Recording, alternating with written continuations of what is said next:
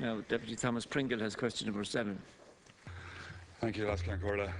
So this question just relates to the capital plan that was announced this week and how it will focus actually on our rural areas and assist them in trying to address the regional imbalances across the country.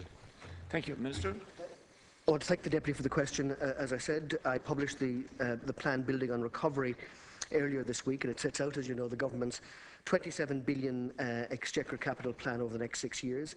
It includes a new third phase of the government's PPP programme, and it is in addition, as I've said, to other state-led investment that will amount to a total of 42 billion euro.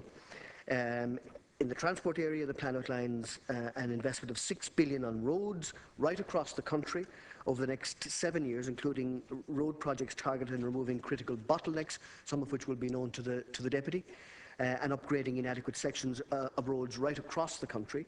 Additional investment will also be provided for the continued development and improvement of sports facilities at regional and local level, and for further enhancement of the tourist offering through a further investment in the Wild Atlantic Way, Ireland's Ancient East, and other innovative products.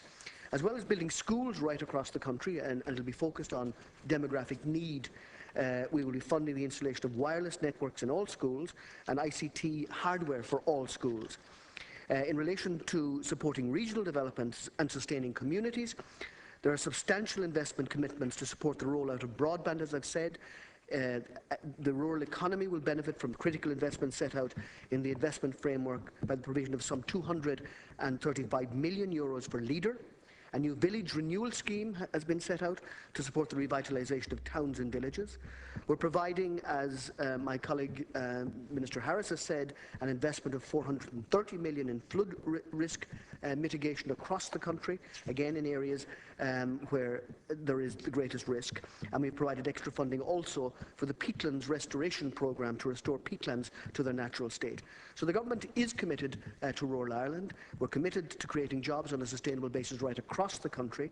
The rollout of local enterprise offices provides an opportunity to increase engagement with the wider enterprise community, to provide micro and small enterprises who are the main employers in rural Ireland with the funding and the supports that they need.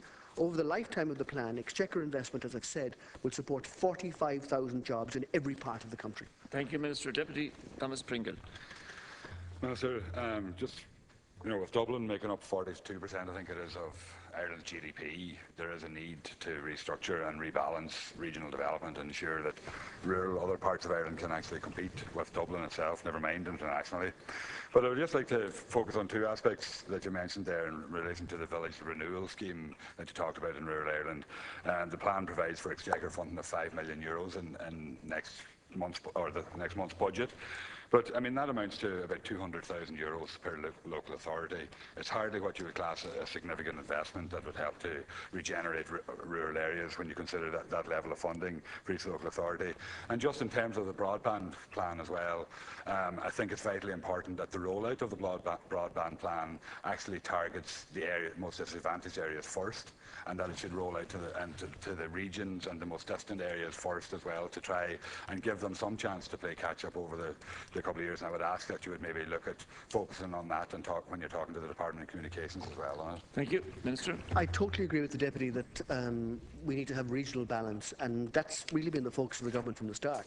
Actually, if you look at the job creation across the country, where the national figure is 3% increase in the last 12 months. The regional figures are much better than that. In my own area, for example, in the southeast, is better. The focus has been of the government in ensuring that everybody, every part and every region is supported by this. The strategy in relation to broadband, to ensure that there is fast-track broadband available across the country to everybody, is very important in that context.